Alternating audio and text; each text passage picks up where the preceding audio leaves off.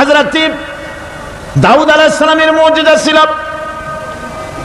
আল্লাহ রাব্বুল আলামিন তাকে মুজিজা দিয়েছিলেন, গলার সুন্দর আওয়াজ দিয়েছিলেন।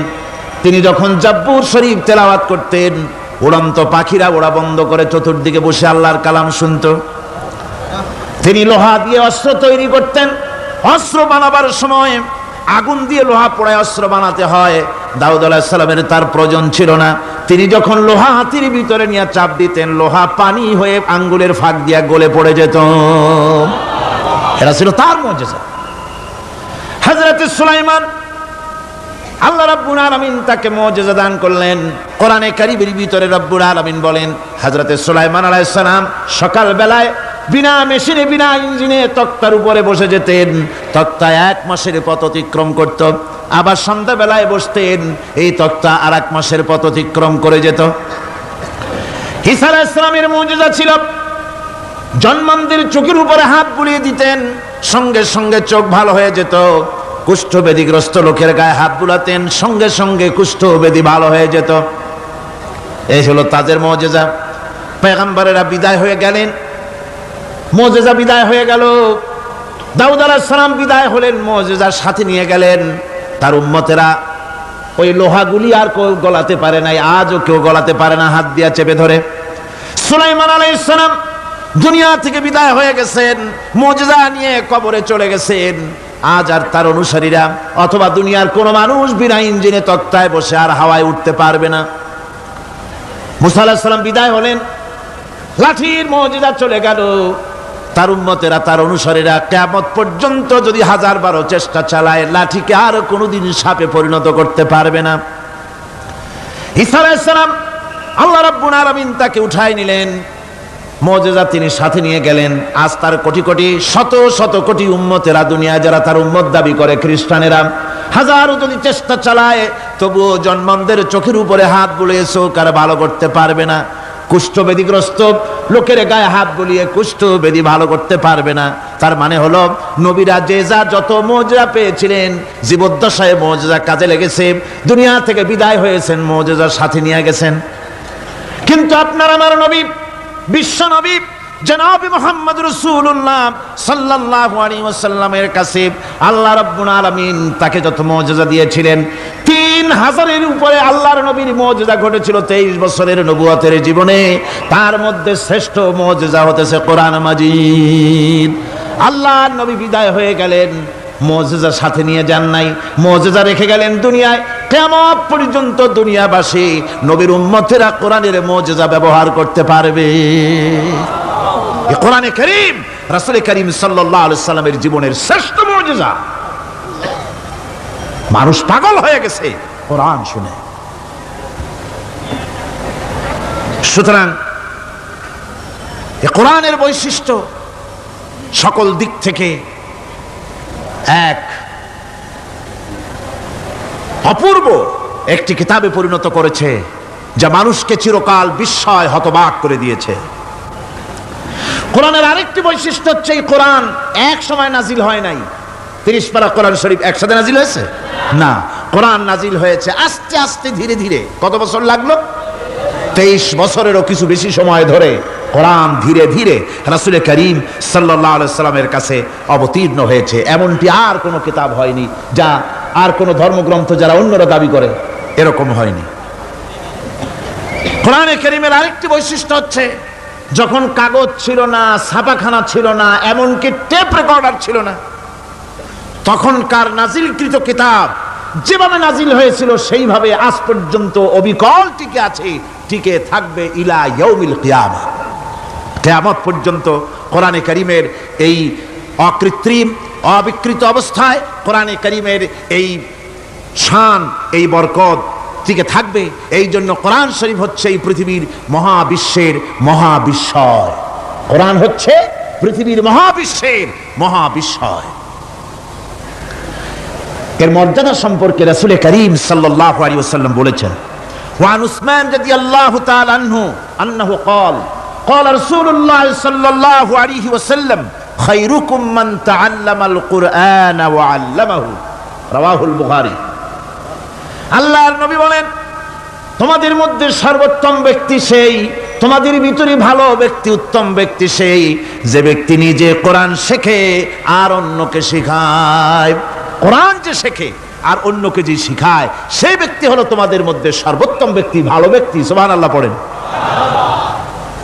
কোরআনে কারীমের এই মর্যাদা সম্পর্কে রাসূল করিম সাল্লাল্লাহু আলাইহি সাল্লাম বলেছেন, দুই ব্যক্তিকে, দুই শ্রেণীর লোককে ঈর্ষা করা যায়। অমুকে বিরাট বাড়ি করেছে, সে বাড়ি দেখে হিংসা হয়, আমি ওরকম বাড়ি করব, অমুকের মতো নেতা হব, অমুকের মতো বড় লোক হতে হবে। পরশ্রী কাতরতা অথবা ঈর্ষা করা, এরকমের ঈর্ষা করা জায়েজ নাই। রাসূলুল্লাহ বলেছেন দুই ব্যক্তির সঙ্গে ঈর্ষা করা যায়। আন ইবনে উমর রাদিয়াল্লাহু তাআলা আনহু আন্নাহু قال قال رسول الله صلى الله عليه وسلم لا حسد الا على الاثنين। দুই ব্যক্তি ছাড়া অন্য কারো সাথে হিংসা করা যায় না, রিস্ক করা যায় না। কোন কোন ব্যক্তি? রাজুলুন আতাহুল্লাহুল কুরআন ফাহুয়া ইয়াকুমু বিহি আনা আল-লাইলি ওয়া আনা আন-নাহার। ওই ব্যক্তির সঙ্গে ঈর্ষা করা যায়, হিংসা করা যায় যে ব্যক্তিকে আল্লাহ পাক কোরআনের ইলম দান করেছেন। সে ব্যক্তি দিন রাত কোরআন তেলাওয়াত করে, কোরআনের উপরে আমল করে, কোরআনের উপরে থাকে, মানুষকে কোরআনের দাওয়াত দেয়। ওই লোকের সাথে ঈর্ষা করা দরকার যে তার মতো হতে চায়। ওয়ারাজুলুন আতাহুল্লাহু মালান ফাহুয়া ইউনফিকু মিনহু আনা আল-লাইলি ওয়া আনা আন-নাহার। মুত্তাফাকুন আলাইহি, বুখারী মুসলিমের হাদিস। রাসূলুল্লাহ বলছেন অন্য আরেক ব্যক্তি হচ্ছে যে ব্যক্তিকে আল্লাহ পাক মাল দিয়েছেন, সম্পদ দিয়েছেন, ওই ব্যক্তি তার মাল আর সম্পদকে দিন রাত দুহাতে আল্লাহর রাস্তায় খরচ করে। তার মতো হওয়ার জন্য তার সাথে ঈর্ষা করা যেতে পারে। আমার বন্ধুগণ, এ কোরআন হচ্ছে এমন এক কিতাব যে কোরআনকে নিয়ে যারা অগ্রসর হয় আল্লাহ তাদেরকে বাড়ায় দেন, আর কোরআনের সাথে যারা হিংসা করে, বিদ্বেষ করে, আল্লাহ তাদেরকে অধঃপাতিত করে দেন। عن عمر بن الخطاب رضي الله تعالى عنه أنه قال قال رسول الله صلى الله عليه وسلم إن الله يرفع بهذا الكتاب أقواما ويضع به آخرين رواه مسلم। হযরত ওমর রাদিয়াল্লাহু তাআলা আনহু বলছেন যে আল্লাহ পাক এই কোরআনের সাহায্যে এক শ্রেণীর লোককে প্রতিষ্ঠিত করবেন দুনিয়ার বুকে, এবং আখিরাতেও আরেক শ্রেণীর লোককে করবেন অধঃপাতিত। যারা কোরআনের সাথে বিরোধিতা করবে, তারা যদি হিরো হয় আল্লাহ তাদেরকে জিরো বানাবেন। কি বানাবেন? জোরে কোন, জোরে কোন, কি বানাবেন? জিরো বানিয়ে দিবেন। আর কোরআনকে নিয়ে যারা আগ বাড়ে, তারা যদি জিরো হয় আল্লাহ পাক তাদেরকে কি বানায় দেন? কোরআনের সাথে বিরোধিতা আজকের নতুন কিছু নয়, আবহমান কাল থেকে কোরআনের সাথে চলছে বিরোধিতা। বিশ্বকবি, কবি সম্রাট আল্লামা ইকবাল, আল্লাহ তাকে জান্নাতুল ফেরদাউস নসিব করুন, সবাই বলুন আমিন। আল্লামা ইকবাল বলেছেন, সতীজা কর রহা হ্যায় আসল সে তাইমরোজ, সতীজা কর রহা হ্যায় আসল সে তাইমরোজ, চরাগে মুস্তফা বি সে শরারে বুলহবিস। মুহাম্মদ সাল্লাল্লাহু আলাইহি ওয়াসাল্লামের দ্বীপ শিখার সাথে, আল্লাহর দ্বীনের সাথে আবু জাহাল, আবু লাহাবের অগ্নিস্ফুলিঙ্গের সংঘর্ষ আবহমান কাল থেকে লেগে এসেছে। কিন্তু ওদের এই অগ্নিস্ফুলিঙ্গের টক্কর লেগে মুহাম্মদ সাল্লাল্লাহু আলাইহি ওয়াসাল্লামের টিম টিম করে জ্বলে ওঠা এই প্রদীপটি প্রচন্ড ঝড়ো হাওয়ার মুখে, টর্নেডো আর গর্কির মুখে নিভে যায়নি, জ্বলছে, জ্বলবে কিয়ামত পর্যন্ত। এটাকে নিভাবার ক্ষমতা বিশ্বের কোনো মানুষের নাই। ফু দিয়ে কেউ যদি নিভাতে চায়, চেহারা শুদ্ধ, মাথা শুদ্ধ, পুড়ে ছাই হয়ে যাবে, কোরআনের আলোকে নির্বাপিত করতে পারবে না।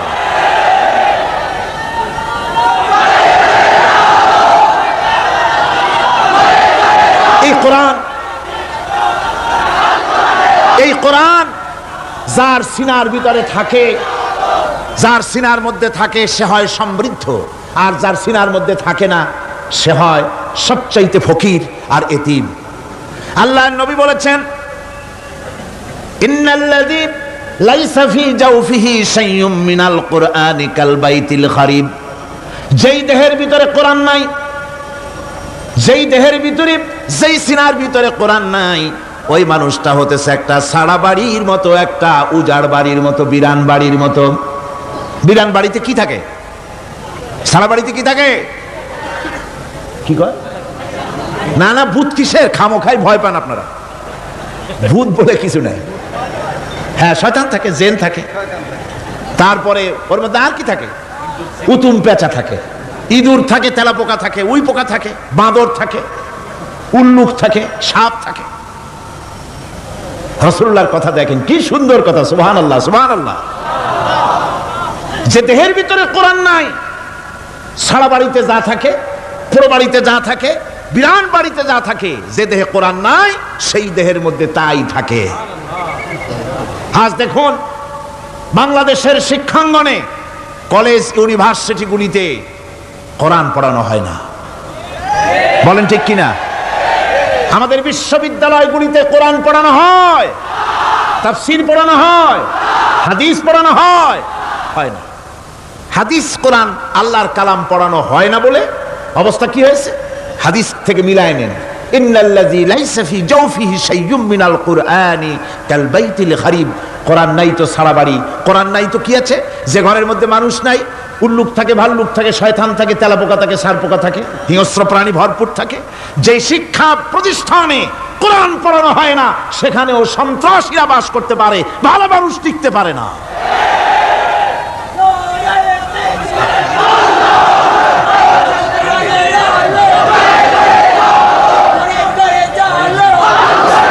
এই জন্য কোরআন যেখানে পড়া হয় না সেটা কবরের তুল্য, কোরআন যেখানে তেলাওয়াত হয় না সেটা কিসের তুল্য?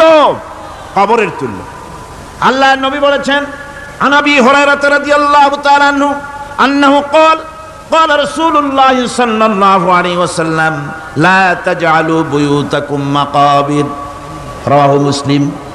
আল্লাহর নবী বলেন, তোমাদের ঘরগুলিকে তোমরা কবরও বানাইও না। অর্থাৎ যে ঘরের মধ্যে কোরআনে কারীম তেলাওয়াত হয় না সেটা কবরের সমতুল্য, কবরের সমতুল্য। আগে আমাদের ঘর সমূহে যখন ছোট ছিলাম তখন দেখতাম ঘরে ঘরে কোরআন তেলাওয়াত হতো, ঠিক না? প্রত্যেকটা ঘরের জানালা দিয়া সকালবেলায় আওয়াজ আসতো, আউযু বিল্লাহি মিনাশ শাইতানির রাজিম, বিসমিল্লাহির রহমানির রহিম, তেলাওয়াতের আওয়াজ ভেসে আসতো। আজ আর এই অবস্থা নাই। আজ ভদ্রলোকের বাড়ির সামনে দিয়ে হেঁটে যাবেন, সকালবেলা কিসের তেলাওয়াত? জনমের ঘুম ঘুমায়, পাইকারি দরে ঘুমায়, ফজরের নামাজ নাই। শহরের অবস্থা, অধিকাংশ বাড়িতে ফজরের নামাজ হয় না। ডিসেন্টিনার মাধ্যমে, আগে তো শুধু বাংলাদেশের ছবি, ডিসেন্টিনার মাধ্যমে সারা পৃথিবীর শয়তানি আর বদমাশি ঘরে বসে গেলা যায়। উপকারিতা এবং অপকারিতা দুটোই আছে। নিউজ দেখা যায়, সাথে সাথে আবার নিউজের সাথে আরো বাজে কিছু দেখা যায়। এগুলো দেখতে দেখতে রাত শেষ হয়ে আসে, ঘুমায় জনমের মতো, এক ঘুমে বেলা 9টা আর 10টা। কিসের ফজরের নামাজ আর কি এর কোরআন শরীফ তেলাওয়াত করা? এরপরে উঠলো 9টা-10টার সময়, উঠে তারপরে গানের মাস্টার এসে গেছে। তখন ইতিমধ্যেই গানের মাস্টার এসে গেছেন। কি দুর্ভাগ্যজনক সত্য কথা, ইংরেজি যে টিচার পড়ান, অঙ্ক যে টিচার করান, সপ্তাহে 3 ঘন্টা পড়াবেন, বেতন 2500 টাকা। আর প্রতিদিন সকালবেলা এসে যদি কোনো মুসলমান, কোনো একজন মৌলভী সাহেব, হাফেজ সাহেবকে রাখেন কোরআন তেলাওয়াত করাবার জন্য, কোরআন পড়াবার জন্য সন্তানকে, প্রতিদিন আসতে হবে, প্রতিদিন 2 ঘন্টা পড়াতে হবে, আর মাসের শেষে বেতন 500 টাকা। কোরআনে কারীমের সাথে এই আচরণ বেশি হয়েছে। আমি বেশি বলে ফেলেছি। যাদের অভিজ্ঞতা আছে তারা বলছেন 200 টাকা। এরপরে অঙ্ক ইংরেজি তো কাজে লাগে, ভালো কথা। তারপরে গানের মাস্টার আসছেন, তিনি শেখাবেন কি? রবীন্দ্রসঙ্গীতের প্যানপ্যানানি, যা শুনলে পরে কানে ময়লা জমে যেতে পারে, যে গান শুনলে জীবিত মানুষ মৃত্যু হয়ে যায়। নজরুলের কথা শেখানো হবে না, তাহলে সেটা হবে সাম্প্রদায়িকতা। গানের মাস্টারকে, নাচের মাস্টারকে 5,000 টাকা, 10,000 টাকা পর্যন্ত বেতন দেওয়া হয়। এ জাতির জন্য আল্লাহর রহমত কেমনে আসবে? কি কারণে আসবে? কোরআনের সাথে এই বেয়াদবি আমরা করেছি। ঘরগুলিকে, আজকে আমাদের ঘরগুলিকে আমরা কবরস্থানে পরিণত করে দিয়েছি। কোরআন তেলাওয়াত হচ্ছে না। আমার বন্ধুগণ, কোরআন তেলাওয়াত করুন, বেশি বেশি তেলাওয়াত করুন, ঘরকে জীবিত করুন, সন্তানকে তেলাওয়াত করান, আপনি নিজেও তেলাওয়াত করেন। কোরআনে কারীম যারা তেলাওয়াত করবেন তাদের সম্পর্কে আল্লাহর নবী বলেন, মান ক্বারাআল কুরআনা ফাস্তাজহারাহু ফাহাল্লা হালালাহু ওয়া হারামা হারামাহু আদখালাহুল্লাহুল জান্নাহ। আল্লাহর নবী বলেন, যে ব্যক্তি কোরআন শরীফ তেলাওয়াত করবে এবং কোরআনের হালাল অনুযায়ী হালালকে মেনে চলবে, হারাম অনুযায়ী হারাম থেকে ফিরে থাকবে, এরকম কোরআনের উপরে যে তেলাওয়াত করবে আর আমল করবে, আল্লাহ রাব্বুল আলামিন কিয়ামতের দিন তাকে জান্নাতের ভিতরে প্রবেশ করাবেন। শুধু বেহেশতে যাবে না, ওয়া শাফাহু ফি আশরাতিন মিন আহলি বাইতিহি কুল্লুহুম কাদ ওয়াজাবাত লাহুন নার। নবীজি বলেন, এই কোরআনে কারীমের বরকতে কিয়ামতের দিন ওই ব্যক্তি তার রক্ত সম্পর্কিত 10 জন আত্মীয়ের ব্যাপারে সুপারিশ করার জন্য তৌফিক পাবে আল্লাহর দরবারে। এমন 10 ব্যক্তি, যেই 10 ব্যক্তির জন্য হিসাবের পরে জাহান্নাম ওয়াজিব হয়ে গিয়েছিল, এমন 10 ব্যক্তি সম্পর্কে কোরআনের তেলাওয়াতকারী আর আমলকারী আল্লাহর দরবারে সুপারিশ করার জন্য পারমিশন পাবেন। এমন নিয়ামত, সেই নিয়ামত থেকে আমরা বঞ্চিত হয়ে যাচ্ছি। আমি বলি না যে আপনারা কলেজ ইউনিভার্সিটিতে ছেলেদের পড়তে দিবেন না, আমি তা বলি না। তারা কলেজ ইউনিভার্সিটিতে বিলক্ষণ পড়াশোনা করুক, কিন্তু তাদেরকে কোরআন শরীফ শিখান। লক্ষ লক্ষ টাকা খরচ করলেন ছেলের পেছনে, কিন্তু কোরআন শিখালেন না। আপনি মরে গেলে আপনার জানাজাটা পড়বে, এ তৌফিকও সে পেল না। জানাজার ইমামতি তো দূরের কথা, জানাজার নিয়ত জানে না, পাক পবিত্রতা জানে না। বাপ মরে গেছে, সে তখন ছিল মার্কেটে, শুনলো বাপ মরছে, তাড়াতাড়ি জানাজায় শরীক হতে হবে। প্যান্টও পাক নাই, যেহেতু পেশাবের যখন বেগ এসেছিল দেওয়ালের পাশে দাঁড়াইয়া কাম সারছে, ধোয়া মোছার কাম নাই, মাথায় টুপি নাই, নাক মোছা রুমাল ছিল পকেটে, রুমালটা মাথায় দিয়া দাঁড়ায় গেল। আল্লাহু আকবার। বাপের কপালে যা আছে তাই হোক। তারপরে বাপ মরে গেছে, কান্না শুরু করেছে। যেদিন মরছে সেদিন কানতেছে, পরের দিনও একটু মুখ মলিন কান্দে। নাম বল্টু মিয়া। তার আবার এক বন্ধু আছে, তার নাম শান্টু মিয়া। শান্টু মিয়া বলছে, মিয়া বল্টু কান্দো কেন? কয় বাপ মরে গেছে। কয় এগুলো বাঁচে নাকি? এগুলো মরিই যায়, আমার একটা ছিল ওটাও মরছে। চিরকাল কারো বাপ থাকে না, সুতরাং এত মন খারাপ কেন? আসো, ইন্ডিয়া থেকে ভালো একটা বই আসছে, সেইটা দেখে এত আনন্দ পাবে। বাপ তো বাপ, 14 গোষ্ঠী মরলেও মনের দুঃখ মুছে যাবে। এরপরে বাড়ি এনে তাকে সিনেমার ছবি দেখানো হলো। ছবি সে দেখলো, ফেরার সময় বাপের কবরের কাছ থেকে যাওয়ার সময় দাঁড়িয়ে গেল ক্ষণিকের জন্য। আহারে বাপ, বিদায় হয়ে গেলা, কি দেব তোমারে? কিছু তো নাই আমার কাছে, তাই সারা রাত ধরে যা কিছু দেখলাম এগুলি তোমার আমলনামায় দিয়ে গেলাম। জোরে কর নাউজুবিল্লাহ। আমি সমস্ত পিতাদেরকে বলতে চাই, সন্তানদেরকে কোরআন শিখান, কাজে লাগবে। কোরআন শিখালে কাজে লাগবে। কোরআন শরীফ মুখস্থ করে, বেশি করে মুখস্থ করেন কোরআনে কারীম, আপনার ফায়দা হবে। হযরত ওমর রাদিয়াল্লাহু তাআলা আনহু বর্ণনা করছেন যে রাসূল কারীম সাল্লাল্লাহু আলাইহি ওয়াসাল্লাম বলেছেন, ইউকালু লিসাহিবিল কুরআনি ইকরা ওয়ারাত্তিল কামা কুনতা তুরাত্তিলু ফিদ দুনিয়া। কিয়ামতের দিন জান্নাতীদেরকে, বেহেশতীদেরকে আল্লাহ রাব্বুল আলামিন বলবেন, কোরআন শরীফ তেলাওয়াত করো আর উপরের দিকে উঠতে থাকো। কোরআনে যেভাবে দুনিয়ার বুকে কোরআনে কারীম তুমি মুখস্থ করেছিলে, ধীরে ধীরে তেলাওয়াত করতে, ওইভাবে ধীরে ধীরে কোরআন তেলাওয়াত করো আর উপরের দিকে উঠতে থাকো।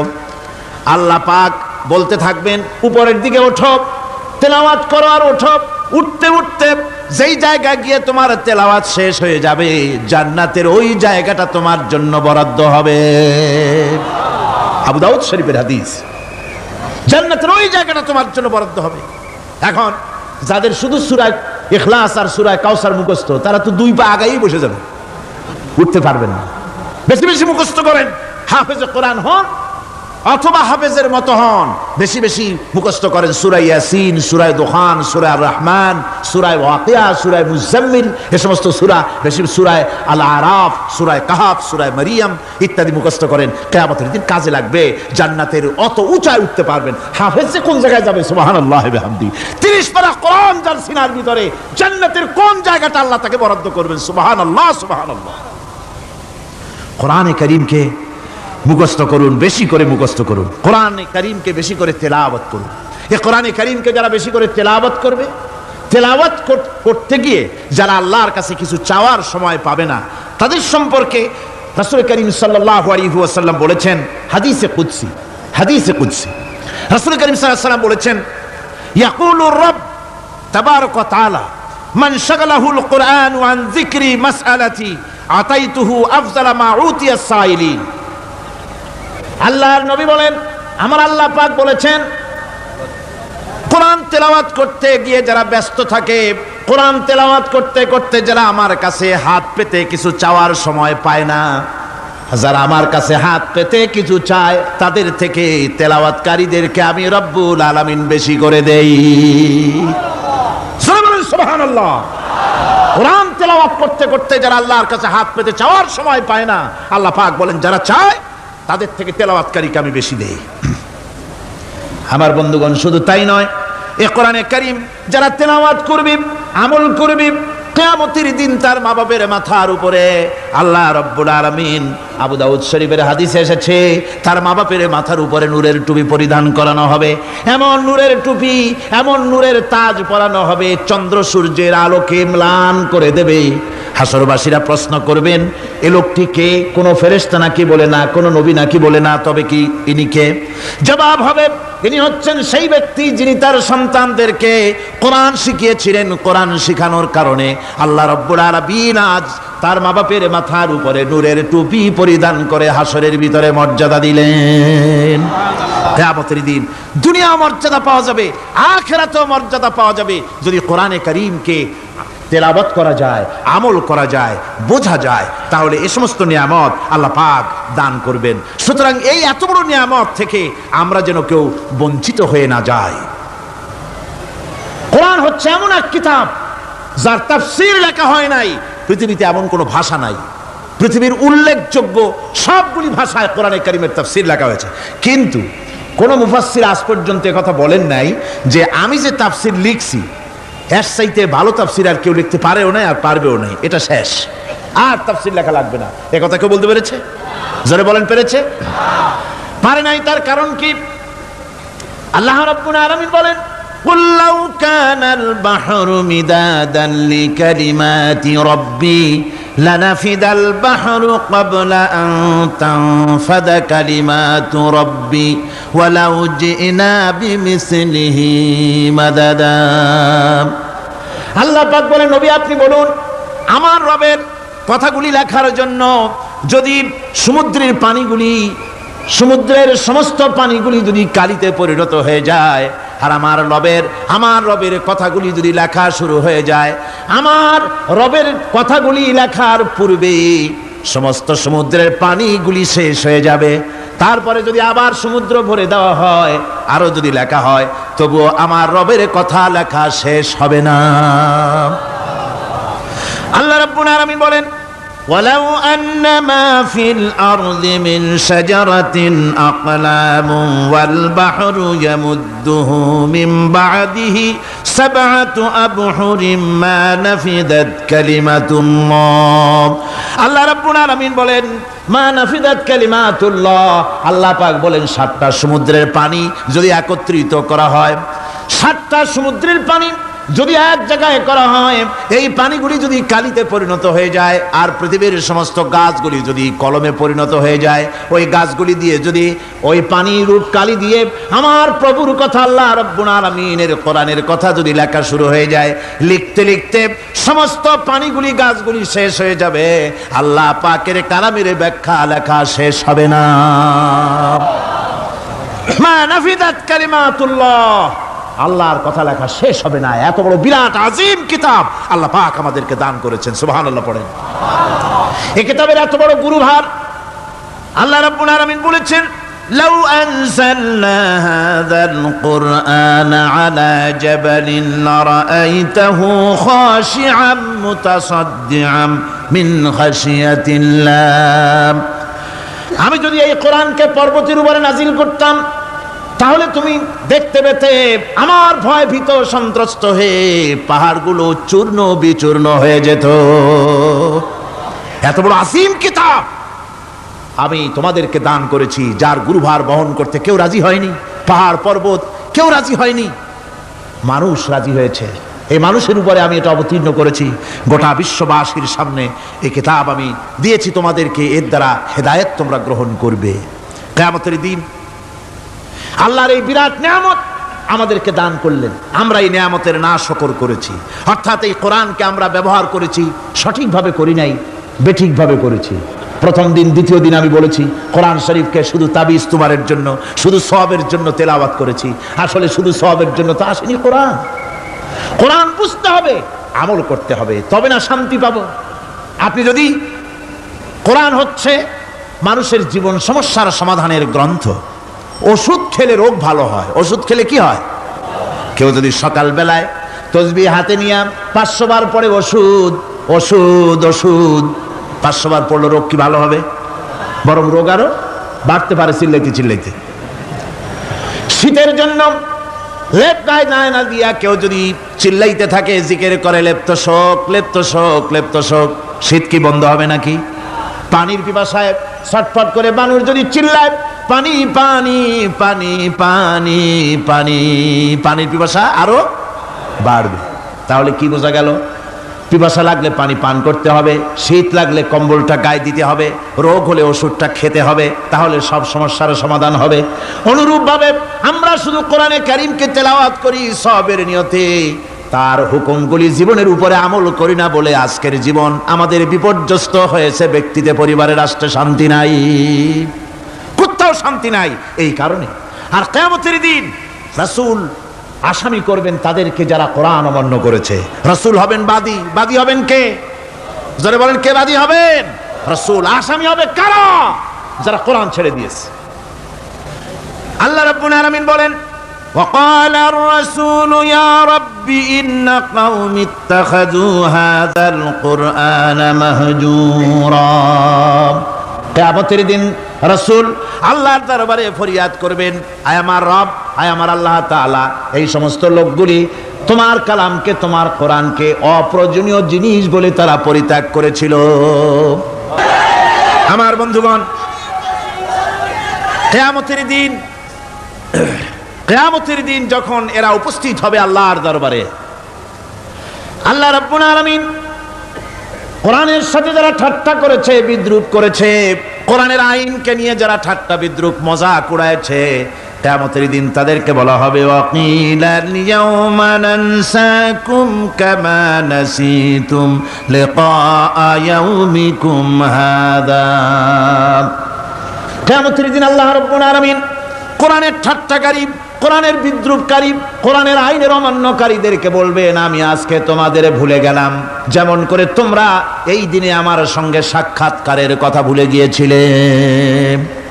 তোমরা যেমন আমার আজকের এই কিয়ামতের দিনের কথা যারা ভুলে গিয়েছিলে, আজকে আমিও তোমাদেরকে ভুলে গেলাম। এরপরে কি হবে? ওয়া মাওয়াকুমুন নার ওয়া মা লাকুম মিন নাসিরিন।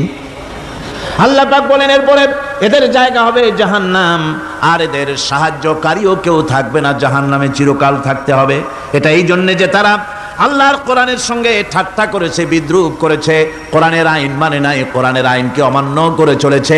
এই জন্য কিয়ামতের দিন আল্লাহ রাব্বুল আলামিন তাদেরকে শাস্তি প্রদান করবেন। কোরআন পৃথিবীর বুকে আল্লাহ নাজিল করেছেন, শুধু তেলাওয়াত করবেন ঝুলে ঝুলে, এজন্য নয়। কি জন্য নাজিল হলো? এবার উদ্দেশ্য শুনুন। আল্লাহ পাক বলেন আর রহমান আল্লামাল কোরআন। আল্লাহ রাব্বুল আলামিন তিনি হলেন এমন দয়াবান, এমন রহমান, যিনি কোরআন শিখালেন। কি কারণে শিখালেন? কোরআন নাজিলের উদ্দেশ্য কি? আল্লাহ পাক বলেন ইন্না আনজালনা ইলাইকাল কিতাবা বিল হাক্কি লিতাহকুমা বাইনান নাসি বিমা আরাকাল্লাহ। আল্লাহ পাক বলেন এই কিতাব আমি আপনার প্রতি অবতীর্ণ করেছি এই জন্যে যাতে করে আপনি আল্লাহর প্রদর্শিত এই বিধান অনুযায়ী মানুষের উপরে বিচার ফয়সালা করতে পারেন। মানুষের উপরে আইন চলবে আল্লাহ। কার আইন? জোরে বলেন কার আইন? আলা লাহুল খালক ওয়াল আমর। সৃষ্টিজাত আইন চলবে কার? আল্লাহ পাক বলেন এই জন্য নাজিল করলাম, কোরআন নাজিল করেছি যাতে করে কোরআনের আইন দিয়ে বিচার ফয়সালা করতে পারেন, সেই জন্যই কোরআন নাজিল করলাম। আসলে আল্লাহর নবীর এই পৃথিবীতে আগমনের উদ্দেশ্য ওটাই ছিল। হুয়াল্লাযী আরসালা রাসূলাহু বিল হুদা ওয়া দীনিল হক লাইয়ুযহিরাহু আলাদ-দীনি কুল্লিহি ওয়া কাফা বিল্লাহি শাহীদা। আল্লাহ রাব্বুল আলামিন বলেন, আমি আমার রাসূলকে দ্বীনে হক সত্যের বিধান সহকারে দুনিয়ায় প্রেরণ করেছি। লাইয়ুযহিরাহু আলাদ-দীনি কুল্লিহি আয় লাইয়ুগলিবাহু আলা সাইরিল আদিয়ান, সমস্ত আদিয়ানে বাতিলের উপরে আমার দ্বীনকে বিজয়ী করে দেওয়ার জন্য আমি রাসূলের কাছে কিতাব সহকারে তাকে অবতীর্ণ করেছি। এ দায়িত্ব শুধু মুহাম্মদ সাল্লাল্লাহু আলাইহি ওয়াসাল্লামের ছিল না, দুনিয়ার উপরে আল্লাহর দ্বীন কায়েম করা, আল্লাহর বিধান অনুযায়ী মানুষের বিচার ফয়সালার দায়িত্ব শুধু মুহাম্মদ সাল্লাল্লাহু আলাইহি ওয়াসাল্লামের ছিল না, সমস্ত নবীদের ছিল। কাদের ছিল? সব নবীদের ছিল। فبعث الله النبيين مبشرين منذرين وأنزل معهم الكتاب بالحق ليحكم بين الناس। আল্লাহ পাক বলেন, সমস্ত নবীদের কাছে আমি কিতাব অবতীর্ণ করেছি এই জন্য যে তারা সহজ এবং সোজা পথে যারা চলতে চায় তাদেরকে তিনি সুসংবাদ দিবেন, আর বাঁকা পথে যারা চলবে তাদেরকে তিনি জাহান্নামের ভীতি প্রদর্শন করবেন। আর আমি তার উপরে যে কিতাব অবতীর্ণ করেছি এই কিতাব দিয়ে জনগণের উপরে বিচার ফয়সলা করবে, আইন চলবে আল্লাহর কিতাব দিয়ে। আইন চলবে কি দিয়ে? আল্লাহর কিতাব দিয়ে। আল্লাহর কিতাব অনুযায়ী জনগণকে পরিচালিত করবেন। এই জন্য আমি এই কোরআনকে নাজিল করেছি, অতীতেও এই কিতাবগুলি নাজিল করেছি। কুল ইয়া আইয়ুহান নাসু ক্বাদ জাআকুমুল হাক্কু মির রাব্বিকুম। আল্লাহ পাক বলেন, নবী আপনি বলে দেন, আপনি বলুন, হে মানব সকল, আল্লাহর পক্ষ থেকে তোমাদের জন্য মহাসত্য এসেছে, এই মহাসত্য যদি অনুসরণ করো তোমাদের জন্য কল্যাণকর হবে। ওমান দাল্লা ফাইন্নামা ইয়াদুল্লু আলাইহা, আর যদি কোরআনকে অমান্য করো, আল্লাহর কিতাবকে অমান্য করো, তাহলে তোমাদের জন্য অকল্যাণ হবে। আজ আপনারা বলেন, আল্লাহর কিতাবের আইন কি আমাদের দেশে চলে? কোরআনের আইন কি চলে? চলে না। কোরআনের আইন চলে না। আমরা কি খুব শান্তিতে আছি? খুব আরামে আছি? শ্রমিকরা তাদের শ্রমের মূল্য পায়, কৃষক তার উৎপাদিত পণ্যের সঠিক দাম পায়, নারী তার সতীত্বের মর্যাদা পায়, জনগণ কি আরামে ঘুমাতে পারে? না, জনগণ রীতিমতো দুবেলা পেট পুরে সমস্ত জনগণ খেতে পারে। এর একমাত্র কারণ হচ্ছে কোরআনের আইনকে অমান্য করা হয়েছে। ভালো করে কান পেতে শুনুন, আল্লাহ রাব্বুল আলামিন কোরআনে কারীমের মধ্যে পরিষ্কার করে বলেছেন, ওয়া মান লাম ইয়াহকুম বিমা আনজালাল্লাহু ফাউলাইকা হুমুল কাফিরুন। যারা নাকি আমার দেওয়া বিধান অনুযায়ী, কোরআন অনুযায়ী যারা বিচার ফয়সালা করে না, ফাউলাইকা হুমুল কাফিরুন, ফাউলাইকা হুমুজ জালিমুন, ফাউলাইকা হুমুল ফাসিকুন। যারা আমার দেওয়া বিধান অনুযায়ী বিচার ফয়সালা করে না তারা কাফির, তারা জালিম, তারা ফাসিক। সুতরাং এর ভিতরে এই জুলমের মধ্যে জালিমদের অন্তর্গত, ফাসিকদের অন্তর্গত হয়ে বাংলাদেশের বহু মুসলমান, পৃথিবীর বহু এলাকার মুসলমান এর মধ্যে লিপ্ত হয়ে আছে। কোরআনের আইন চালু না করলে পরে, কোরআনের আইন না মানলে পরে জালিম হতে হবে, কাফির হতে হবে, ফাসিক হতে হবে। অর্থাৎ যতখানি না মানবেন ততখানি এই বিশেষণে বিভূষিত হতে হবে। এক শ্রেণীর লোক আছে যারা বলে বেড়ান ধর্ম আর রাজনীতি আলাদা। বলেন কিনা? কর জোরে বলেন, বলে কিনা? ধর্ম আর রাজনীতি আলাদা। তারা বলেন আমরা ধর্ম নিরপেক্ষ থাকতে চাই। তারা কি থাকতে চায়? ধর্ম নিরপেক্ষ থাকতে চায়। কোরআনে কারীমে এই ধর্ম নিরপেক্ষবাদীদের ব্যাপারে কোরআন কি বলছে শুনুন। আল্লাহ রাব্বুল আলামিন বলেন, আলাম তারা ইলাল্লাযীনা ইয়াজউমুনা আন্নাহুম আমানু বিমা উনজিলা ইলাইকা ওয়া মা উনজিলা মিন ক্বাবলিক। আল্লাহ পাক বলেন, হে নবী তুমি কি সেই সব লোকদেরকে দেখেছো যারা দাবি তো করে যে আমরা আল্লাহর উপর ঈমান এনেছি আর এই কিতাবের উপর ঈমান এনেছি, এর পূর্বে যত কিতাব নাজিল হয়েছে সেসব কিতাবের উপরেও ঈমান এনেছি। ধর্মনিরপেক্ষবাদীরা তারা তো বলে না যে আল্লাহ মানি না, কোরআন মানি না, একথা বলে না, ওটা বলে না। কি বলে? সেই বলা কথাটাই আল্লাহ এখানে অনেক আগে বলে রেখেছেন। ওরা বলে যে আমরা অবশ্যই আল্লাহকে মানি, আল্লাহর কিতাব মানি, এর পূর্বে যত কিতাব নাজিল হয়েছে সেগুলোও মানি, তবে ইউরিদুনা আইয়াতাহাকামু ইলাত তাগুত, তারা চায় তাদের জীবনের সমস্ত সমাধান সমস্যার জন্য তাগুতের কাছে যেতে চায়। তাগুতকে, আল্লাহকে বাদ দিয়ে তারা যেতে চায় কোথায়? তাগুতের কাছে। জোরে বলেন, কিসের কাছে যেতে চায়? তাগুতের কাছে। তাগুত বলে কারে? তাগুত বলা হয় যে নিজে আল্লাহর আইন মানে না এবং অপরকেও আল্লাহর আইন অমান্য করতে বাধ্য করে, তাকে বলা হয় তাগুত। ওরা বলে ধর্ম আর রাজনীতি আলাদা, কোরআন মানি কিন্তু কোরআনের আইন মানি না। ওরা কোরআন মানে ঠিকই, বলে যে কোরআন মানি, কিন্তু কোরআনের আইন মানে। তাহলে এ মানি বলার অর্থটা কি, এর মূল্যটা কোথায়? কোরআন যদি মানো তো কোরআন বলেছে সুদ খেও না, আমাদের দেশে সুদ চলছে না। কোরআন বলেছে বিবিকে পর্দায় রাখো, পর্দায় কি রাখা হচ্ছে? কোরআন বলেছে ওজনে কম দিও না, তা কি মানা হচ্ছে? কোরআন বলেছে আমার আইন দিয়ে দেশ শাসন করো, তা কি করা হচ্ছে? সুতরাং ধর্মনিরপেক্ষ মতবাদ যেটা, এই মতবাদটা কোরআনের দৃষ্টিতে কুফরি মতবাদ। ধর্মনিরপেক্ষ মতবাদ কি? জোরে বলেন, ধর্মনিরপেক্ষ মতবাদ কি? কোন মুসলমান, যে ব্যক্তি নিজেকে মুসলমান বলে দাবি করে, ধর্মনিরপেক্ষ মতবাদ সে বিশ্বাস করতে পারে না, জায়েজ নাই, হারাম। আফাতুমিনুনা বিবাদিল কিতাব ওয়া তাকফুরুনা বিবাদ, তোমরা কোরআনের কিছু অংশকে মেনে নিবে আর কিছু অংশকে করবে অস্বীকার। এটা যদি করো দুনিয়ার জীবনে পাবে দুনিয়ার জীবনে জিল্লতি আসবে, লাঞ্ছনা আসবে, আর কিয়ামতে পাবে জাহান্নামের শাস্তি। সুতরাং ধর্মনিরপেক্ষ মতবাদের অর্থ তারা বলে যে ধর্মহীনতা নয়, আসলে কিন্তু ধর্মনিরপেক্ষ মতবাদের অর্থই হলো ধর্মহীনতা। ঠিক কিনা কন? জোরে বলেন ঠিক কিনা? এই ধর্মনিরপেক্ষ মতবাদ আমাদের দেশের জন্ম হয় নাই, এর জন্ম হয়েছে ইউরোপ সভ্যতায়। প্রাচীন ইউরোপ সভ্যতায় এর জন্ম হয়েছিল, সেখান থেকে তার আন্ডা বাচ্চা ভারতে এসেছিল। ভারত থেকে এই আন্ডা বাচ্চার কিছু অংশ 1972 সালে তদানীন্তন সরকারের মাথার উপরে ভারত চাপিয়ে দিয়েছিল। সেই ধর্মনিরপেক্ষ মতবাদ 1972 সনের সংবিধানে লেখা হলো, কিন্তু 1982 সনে যখন সংবিধান আবার অ্যামেন্ডমেন্ট করা হলো, তখন ধর্মনিরপেক্ষতার কপালে ঝাঁটা মেরে বিদায় করা হয়েছে।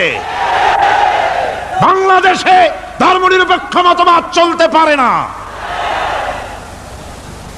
ধর্মনিরপেক্ষ মতবাদের কথা আমাদের দেশে তারাই বলে যারা 72 সনে ক্ষমতায় ছিলেন। তারা ধর্মের সাথে কি ব্যবহার করেছেন আমরা ভুলে যাই নাই, আপনারা ভুলে গেছেন।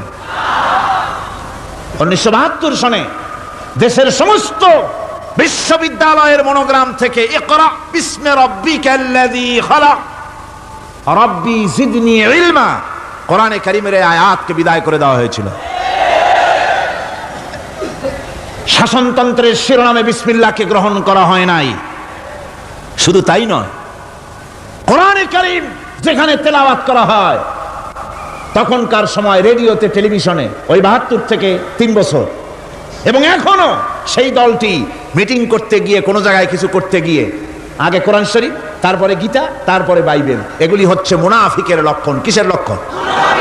যেখানে যেই টেবিলে, যেই মঞ্চে কোরআন তেলাওয়াত হয়, বাইবেল গীতা পড়া হারাম, পড়া হতে পারে না। কোরআনের চাইতে শ্রেষ্ঠ কিতাব আল্লাহর দুনিয়া আছে? সমস্ত কিতাবকে রদ করেছে কোরআন। হযরত ওমর রাদিয়াল্লাহু তাআলা আনহু রাসূল করিম সাল্লাল্লাহু আলাইহি ওয়াসাল্লামের কাছে গিয়ে তাওরাতের একটা পাতা পড়তেছিলেন। হযরত আবু বকর রাদিয়াল্লাহু তাআলা আনহু সেখানে চলে এলেন। এসে দেখেন রাসূল করিম সাল্লাল্লাহু আলাইহি ওয়াসাল্লামের চেহারা মোবারক লাল হয়ে গিয়েছে গোসায়। হযরত আবু বকর বললেন, ওমর, তুই যদি এর থেকে মরে যেতিস, তুই যদি এর থেকে মরে যেতিস, তুই যদি এর থেকে মরে যেতি, 3 বার বললেন। হযরত ওমর শিউরে উঠলেন, হতচকিত হয়ে উঠলেন। আবু বকর আমাকে মরার কথা বলছেন কেন? তিনি তাকিয়ে দেখেন রাসূল করিম সাল্লাল্লাহু আলাইহি ওয়াসাল্লামের চেহারা মোবারক গোসায় লাল হয়ে গিয়েছে। হযরত ওমর বলছেন, ইয়া রাসূলুল্লাহ, আমার এবং আমার পিতামাতার জীবন আপনার কদম মোবারকে উৎসর্গ হয়ে যাক। আমি অপরাধ করেছি, কি অন্যায় করেছি হুজুর আমাকে বলুন। হুজুর বলছেন, ওমর, তুমি যে তাওরাতের পাতা আমার সামনে পড়তেছো, এই তাওরাত যার উপরে নাজিল হয়েছিল, সেই মুসা আলাইহিস সালাম যদি আজকে বেঁচে থাকতেন, তাহলে আমার উম্মতের ভিতরে শামিল হয়ে যাওয়া তার জন্য ফরজ হয়ে যেত। অতীতের সমস্ত কিতাবকে রদ করা হয়েছে, সমস্ত শরিয়াতকে বন্ধ করা হয়েছে। সুতরাং কোন মুসলমানের প্ল্যাটফর্মে যেখানে কোরআন তেলাওয়াত হয়, বেদ বাইবেল গীতা পড়া হারাম সেখানে। এই মুনাফিকরা তাও করে থাকে। আমার মুসলমান ভাইয়েরা, নজরুল ইসলাম কলেজের ইসলাম শব্দ বাদ দিয়ে নজরুল কলেজ করা হয়েছিল। সলিমুল্লাহ মুসলিম হলের মুসলিম শব্দ বাদ দিয়ে শুধু সলিমুল্লাহ হল করা হয়েছিল। তার মানে ধর্ম এদের কলিজায় আগুন জ্বালিয়ে দেয়। ইসলামের নাম বরদাস্ত হয় না, কোরআনের নাম বরদাস্ত হয় না। আর বরদাস্ত হয়নি বলেই আল্লাহ পাক তার ইন্তেকাম নিয়েছেন। আমার বক্তব্য হচ্ছে, কোরআনে কারীম পৃথিবীতে এসেছে শাসন করতে দুনিয়াকে। তার মধ্যে রয়েছে রাজনীতি, অর্থনীতি, সব কিছু। এই বিচার ফয়সালা কোরআন থেকে যারা গ্রহণ করে না, রাসূলকে যারা বিচারক মানে না, তাদের সম্পর্কে আল্লাহ পাক কি বলছেন শুনুন। ফালা ওয়া রাব্বিকা লা ইউমিনুনা হাত্তা ইউহাক্কিমুকা ফীমা শাজারা বাইনাহুম সুম্মা লা ইয়াজিদু ফী আনফুসিহিম হারাজাম মিম্মা কাদাইতা ওয়া ইউসাল্লিমু তাসলিমা। আল্লাহ রাব্বুল আলামিন বলেন, ফালা ওয়া রাব্বিক, কখনো নয় হে নবী, আপনার রবের কসম, কখনোই নয়। ওরা মুমিন নয় যারা নাকি তাদের জীবনের সব কিছুর ব্যাপারে যতক্ষণ পর্যন্ত আপনাকে বিচারক না মানে, আপনার দেওয়া ফয়সালাকে গ্রহণ না করে, এবং আপনি বিচার করার পর ফয়সালা দেওয়ার পরে এটার উপরে দ্বিধাহীন চিত্তে মেনে যতক্ষণ না নিবে, ততক্ষণ পর্যন্ত তারা যত ঈমানের দাবি করুক, তারা আসলে মুমিন না। এ ফতোয়া কার? এ ফতোয়া কার? আল্লাহ রাব্বুল আলামিনের ফতোয়া। কখনো মুমিন হতে পারবে না যারা রাসূলুল্লাহকে ফয়সালাকারী হিসেবে গ্রহণ না করবে, কোরআনকে সংবিধানের উৎস হিসাবে গ্রহণ না করবে। কোরআন এসেছে আইনের কিতাব হিসাবে পৃথিবীর মানুষকে পরিচালিত করার জন্য। আজ এই কোরআনের আইন যারা মানে সেখানে শান্তি পায়, কোরআন যেখানে মানে না সেখানে শান্তি হয় না। আল্লাহ পাক পরিষ্কার বলেছেন, কোরআনের আইন মেনে চলো। আর যারা এই কোরআনকে অমান্য করবে তাদের শাস্তি কি হবে? আল্লাহ পাক বলেন, আল্লাযীনা কাযযাবু বিল কিতাবি ওয়া বিমা আরসালনা বিহি রুসুলানা ফাসাউফা ইয়ামালুন। আল্লাহ পাক বলেন, আমি যে কিতাব নাজিল করেছি, এই কিতাবকে যারা মিথ্যা মনে করে, কিতাবকে যারা অস্বীকার করে, কোরআনের আইন যারা মানে না, আমি যে রসুলের উপরে যা নাজিল করেছি সেগুলির উপরে যারা ঈমান আনে না, এগুলিকে যারা মানে না, তাদের জন্য এর পরিণতি তারা খুব শীঘ্রই টের পাবে। খুব শীঘ্রই তাদেরকে পরিণতি দেওয়া হবে। কিয়ামতের দিন তাদেরকে আল্লাহ রাব্বুল আলামিন জাহান্নামে প্রবেশ করাবেন। কোরআনের অমান্যকারীদের জায়গা কোথায় হবে? কোথায় হবে তাদের জায়গা? জাহান্নামের ভিতরে হবে। সুতরাং আমরা কোথায় যেতে চাই? জাহান্নামে না জান্নাতে? বেহেশতে যদি যেতে চাই, দুনিয়ায় যদি শান্তি চাই এবং আখিরাতে যদি মুক্তি পেতে চাই, তাহলে আমাদেরকে কোরআনের আইনকে মানতে হবে। কিসের আইন মানা লাগবে? কোরআনের আইন মানতে হবে। কোরআনে কারীমের নাজিল হলো, আল্লাহ পাক যে কোরআন আমাদের শিখালেন, আর রহমান আল্লামাল কোরআন, যে কোরআন তিনি আমাদের শিখালেন। এই কোরআন নাজিলের পদ্ধতি ছিল মদিনা এবং মক্কা। রাসূলের মক্কি জিন্দেগিতে কিছু নাজিল হয়েছে, আর মদনী জিন্দেগিতে নাজিল হয়েছে কিছু। মক্কা শরীফে যেগুলি নাজিল হয়েছে সেই সূরাগুলো ছিল তাওহীদ, রিসালাত এবং আখিরাতের উপরে নির্ভর করে। আর মদনী সূরা যেগুলি ছিল সেগুলি ফৌজদারি দণ্ডবিধি, উত্তরাধিকারী আইন, তারপরে যাকাত, ওসর, যুদ্ধ, সন্ধি, বন্দি, এরপরে রয়েছে স্বরাষ্ট্রনীতি, পররাষ্ট্রনীতি, অর্থনীতি, জীবন পরিচালনার সমস্ত বিধি আর ব্যবস্থা মদনী জিন্দেগির সূরাগুলিতে, অবতীর্ণ সূরাগুলিতে আল্লাহ রাব্বুল আলামিন নাজিল করেছেন। কোরআন শরীফ মানুষের সকল সমস্যার সমাধান দিয়েছে। এখানে আমি এখন তার কিছু নমুনা পেশ করছি আপনাদের সামনে, আপনাদের বোঝার জন্য যে কোরআন। অনেকে বলে যে কোরআনের তাফসীরের ভেতরে রাজনীতির আলোচনা হয়। রাজনীতি সেইটুক করি যেটুকুন আল্লাহ কোরআনে করেছেন। জোরে কোন আলহামদুলিল্লাহ। এর থেকে বাড়াই কিছু বলি নাকি? না। কোরআন যেটুকুন করেছে, রাসূলুল্লাহ যেটুকুন করেছে, একজন মুসলমান হিসাবে তা করা আপনার আমার জন্য কি? সুন্নত, নফল। ওইটা করা কি জোরে কোন? এটা করা আমাদের জন্য ফরজ। সেই জন্য আমি কিছু নমুনা পেশ করছি আপনাদের সামনে, বুঝতে পারবেন যে কোরআন শুধু নামাজের কথা নিয়ে আসে নাই। কোরআনের মধ্যে আয়াত সংখ্যা কত? ৬,৬৬৬। এটা ঠিক না। কিছু কম আছে, ৬,০০০ কয়েক শত, ভালো করে গুনে দেখা দরকার।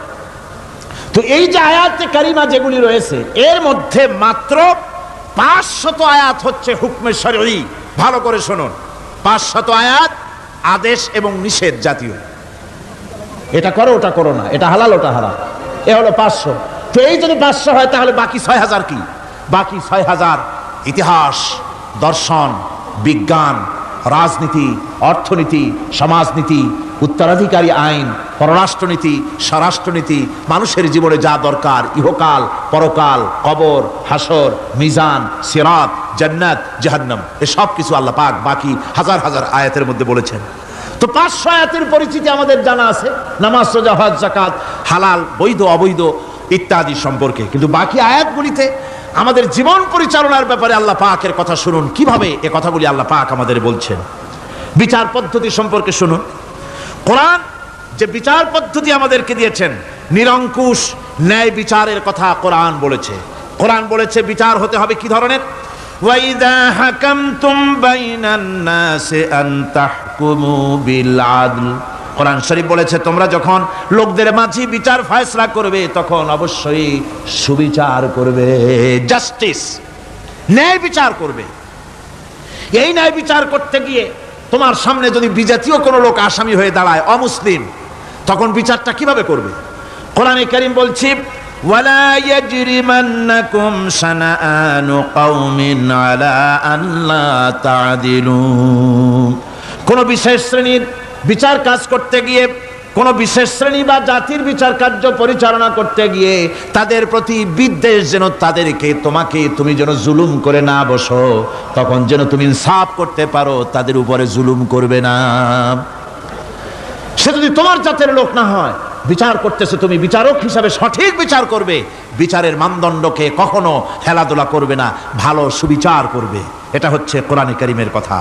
আর আত্মীয় স্বজনের বিচার সম্পর্কে বলা হচ্ছে যে তোমরা বিচার নিয়ে, সুবিচার নিয়ে তোমরা দাঁড়াও, দণ্ডায়মান হও সুবিচার নিয়ে। মুসলমানেরা তোমরা যখন বিচার করবে তখন এই বিচার করতে গিয়ে ওয়ালাউ আলা আনফুসিকুম আবিল ওয়ালিদাইনে ওয়াল আকরাবিন, সে যদি তোমার নিজের বিরুদ্ধেও যায় বিচার, তা যদি তোমার সন্তান সন্ততি, ভাই ব্রাদার, মা বাপ ইত্যাদির বিরুদ্ধেও যদি চলে যায়, ইয়াকুন গানিয়ান আও ফাকিরান, যদি সে গরিব হয়, যদি সে ধনীও হয়, বিচারের বেলায় কোনো রকম তারতম্য করবে না, আপন হোক পর হোক, বিচার করতে হবে সঠিক। এটা কার কথা? আল্লাহর। জোরে বলেন কার কথা? পৃথিবীর কোন ধর্মগ্রন্থে কথা বলেছে? পৃথিবীর কোন জাতি কথা বলেছে? কোরআন বলেছে এই সুবিচারের কথা। সুবিচার করতে হবে, বিচারের বেলায় খবরদার আপন পর এবং কোন ধর্মের লোক এই চিন্তা করতে যেও না। কোরআনে কারীমের রয়েছে, কোরআনে কারীমের মধ্যে রয়েছে ফৌজদারি দণ্ডবিধি, জুডিশিয়াল ল, ফৌজদারি দণ্ডবিধি। এখানে একটা কথা বলে নিতে হয়, আল্লাহর আইন, মূল কথাটা কি? আল্লাহর আইন।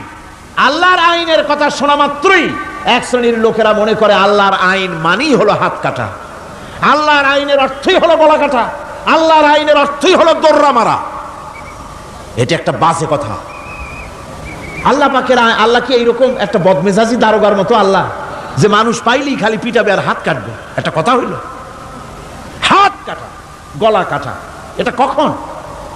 সুবিচার প্রতিষ্ঠিত হয়ে যাবে, খাওয়া পড়ার গ্যারান্টি মিলবে, তারপরে যদি কেউ চুরি করে দৃষ্টান্তমূলক শাস্তি দাও হাত কেটে। এর আগে না। মদিনা মুনাওয়ারায় হযরত ওমর রাদিয়াল্লাহু তাআলা আনহুর সময় অনাবৃষ্টির কারণে দুর্ভিক্ষ দেখা দিয়েছিল। তখন হযরত ওমর জাস্টিসদেরকে, ম্যাজিস্ট্রেটদেরকে ডেকে পরিষ্কারভাবে এলান করে দিয়েছিলেন, এখন যদি কোনো চোর ধরা পড়ে, এই দুর্ভিক্ষ চলাকালীন কোন চোর যদি ধরা পড়ে আর প্রমাণিত হয় পেটের জ্বালায় চুরি করেছে, খবরদার তার হাতকে তোমরা কাটবে না, খবরদার হাত কাটবে না। ইসলাম তো আগে পেটে দেয়। আগে কোথায় দেয়? পেটে, তারপরে দেয় পিঠে, আগে দেয় না। মানুষের খাওয়া পড়া, শিক্ষা, চিকিৎসা, বাসস্থান সবটার গ্যারান্টি দেওয়া হয়। মদিনায় যখন এই গ্যারান্টি এসে গেল, চোরের হাত কাটা আইন মক্কায় নাজিল হয় নাই, নাজিল হয়েছে মদিনা মুনাওয়ারায়, রাসূলের মদনী জিন্দেগিতে। কোন সময়? যখন রাসূলুল্লাহ প্রেসিডেন্ট। রাসূলুল্লাহ কি? জোরে কোন? রাসূলুল্লাহ কি? রাষ্ট্রপতি। সেই সময় মানুষ দরজা খুলে ঘুমাবার সুযোগ পেল, খাওয়া পড়া, শিক্ষা, চিকিৎসা, বাসস্থানের গ্যারান্টি পেল। এই সময় আল্লাহ রাব্বুল আলামিন তিনি যখন দেখলেন ইসলামী সমাজ ব্যবস্থা কোরআনের আইনের মাধ্যমে মানুষ সব রকমের নিরাপত্তা লাভ করেছে, পেটের সমস্যার সমাধান হয়ে গেছে, তখন আল্লাহ আইন জারি করলেন, আস-সারিকু ওয়াস-সারিকাতু ফাকতাউ আইদিয়াহুমা, চোর পুরুষ হোক আর নারী হোক উভয়ের হাত কেটে দাও। পুরুষ হোক আর নারী হোক এখন উভয়ের হাত কেটে দাও। দৃষ্টান্তমূলক শাস্তি হোক, যাতে করে এই চুরি আর না কেউ না করে। পেটে খাবার আছে, চাকরি আছে, ওষুধ আছে, শিক্ষা আছে, থাকার মতো জায়গা আছে, এখন চুরি করো কেন? তাহলে বোঝা যাবে এটা নেশায় পরিণত হয়েছে। কি হয়েছে? নেশা। তখন তো আর চোরেকে বসায় সেলুট মারা আর যাবে না, এখন হাতটা কাটিয়া একটা শাস্তি দিয়ে দাও। আমাদের দেশে কিন্তু চোরের হাত কাটা আইনের ব্যাপারে কোনো চোরেরা আজ পর্যন্ত মিছিল করে নাই। বাংলাদেশের কোন ছোট ছোট চোর, যেমন তাল চোর, বেল চোর, কচু চোর, ছাতি চোর, জুতা চোর, আর যত ছোট ছোট চোর, এই সব চোরেরা কি কোনোদিন মিছিল করেছে যে চোরের হাত কাটা আইন মানি না, মানবো না? বলেছে কেউ? বলে। কিন্তু এই আইনের বিরুদ্ধে সোচ্চার কারা? কোন চোরেরা? নিশ্চয়ই ছোট চোরেরা না, বড় চোরেরা, যারা তাল বেল চুরি করে না, বরং কলমের খোঁচা দিয়া সরকারের জনগণের লক্ষ কোটি কোটি টাকা পকেটস্থ করেন মেহেরবানি করে। ওইসব তারা মনে করেন যদি এই আইন চালু হয়ে যায় তাহলে তালচোর বেলচোরের তো কোনো ক্ষতি নাই, ইসলামী রাষ্ট্র চালু হলে পরে তো সকলের পেটে ভাত আসবে, ওই তাল বেল আর চুরি করা লাগবে না, তাদের তো সুবিধা। কিন্তু মুসিবতটা তো আমাদের হবে, বেশি খাইয়া খাইয়া জিব্বা পুরু হয়ে গেছে, এখন ওই বেশি খাইতে না পারলে বদভ্যাস চালু হয়ে যাবে, চুরি করতে যখন যাইবে তখন এই আইন তো বিসমিল্লাহ হবে আমাদের দিয়া। এই জন্য ওনারাই বিরোধিতা করেন চরমভাবে। আমার বন্ধুগণ, কোরআনের আইন বন্ধ করার ক্ষমতা কারো নাই। এই আইন চালু হলে পরেই শান্তি আসবে। ওরা বিরোধিতা করছে, ওরা বলছে চোরের হাত কাটা আইন এটা হচ্ছে একটা অমানবিক ব্যাপার। আইনটা কার? আল্লাহর। মানুষগুলি কার?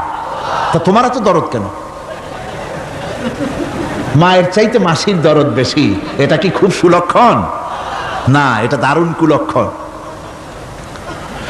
সুতরাং আল্লাহ রাব্বুল আলামিন তার আইন হচ্ছে শাশ্বত আইন।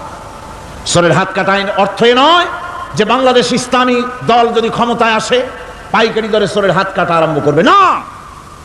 ততক্ষণ পর্যন্ত আইন চালু হবে না যতক্ষণ পর্যন্ত সমস্ত মানুষ তাদের কর্মসংস্থান না হবে, খাবার না পাবে, চাকরি বাকরি না হবে, খেয়ে পরে খাওয়া পড়া শিক্ষা চিকিৎসা বাসস্থান সবটার গ্যারান্টি মিলবে, তারপরে আইন চালু হবে, এর আগে না।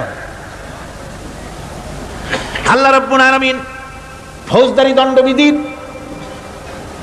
আওতার ভিতরে চোরের কি শাস্তি হবে তা বললেন, নরহত্যার শাস্তি কি হবে তাও আল্লাহ পাক এখানে বলছেন, ইয়া আইয়ুহাল্লাযীনা আমানু কুতিবা আলাইকুমুল কিসাসু ফিল কাতলা। আল্লাহ পাক বলেন তোমাদের প্রতি নরহত্যার শাস্তি স্বরূপ কিসাস নির্দিষ্ট করা হয়েছে, অর্থাৎ হত্যার বদলে হত্যা করা। একজন মানুষ আর একজন মানুষকে হত্যা করেছে, কোরআনের আইন হচ্ছে ওকেও হত্যা করো। কি সুন্দর আইন, সুবহানাল্লাহ পড়েন। তাহলে কি হবে? রেডিও টেলিভিশনে পত্র পত্রিকার মাধ্যমে যদি খবর ছড়ানো হয় যে হত্যাকারীর বিচার হবে কোরআনের আইন অনুযায়ী, প্রকাশ্য রাজপথে হত্যাকারীকে তাকেও যদি হত্যা করে দেওয়া হয়, এই দৃশ্য উপস্থিত জনতা যত দেখবে, পত্র পত্রিকায় খবর পাবে, টেলিভিশনের পর্দায় দেখতে পাবে, যারা দেখলো এই সব লক্ষ লক্ষ জনতার ভেতরে মানুষ হত্যা করার দুঃসাহস আর আসবে? আল্লাহ পাক বলছেন এটা হচ্ছে মানুষের কিসাস, এর মধ্যে রয়েছে মানুষের জীবন। এরপরে নরহত্যার শাস্তি আল্লাহ পাক এভাবে কোরআনে কারীমের মধ্যে বললেন। জিনার শাস্তি, আয-যানিয়াতু ওয়াজ-যানি ফাজলিদু কুল্লা ওয়াহিদিম মিনহুমা মিআতা জালদা। আল্লাহ রাব্বুল আলামিন বলেন জিনাকারিনী পুরুষ, জিনাকারিনী নারী আর জিনাকারা পুরুষ, তাদের শাস্তি হচ্ছে উভয়কে 100 করে দৌড়া মারা, প্রাণদণ্ড দিয়ে দেওয়া। এই শাস্তি যদি হয় জিনা বন্ধ হয়ে যাবে, বিবাহ সহজ হবে। ইসলামী রাষ্ট্র হলে পরে জিনা করা কঠিন হবে, বিবাহ করা সহজ হয়ে যাবে। এটা হচ্ছে কোরআনের আইনের সুন্দর বিধান। জেনার শাস্তি, চোরের শাস্তি, নরহত্যার শাস্তি জুডিশিয়াল লয়ের আওতায়, ফৌজদারি দণ্ডবিধির আওতায় এগুলি পড়ে। এগুলি সব কোরআন শরীফে আছে না নাই? আছে কিনা? তাহলে কি করে আপনি বলবেন আপনি ধর্ম নিরপেক্ষ? আপনি শুধু ধর্ম আপনার ব্যক্তিগত ব্যাপার আর রাজনীতি একটা আলাদা ব্যাপার।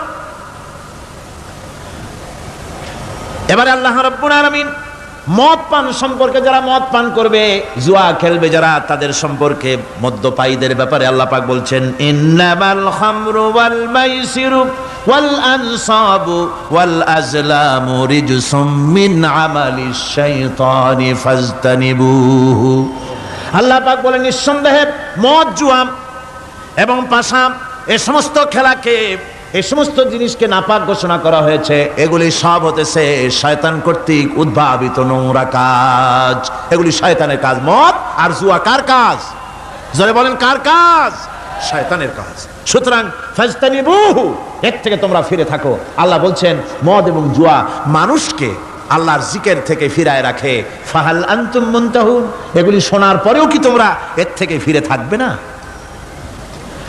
এবার আল্লাহ রাব্বুল আলামিন ওজনে কম দেওয়া সম্পর্কে বলছেন।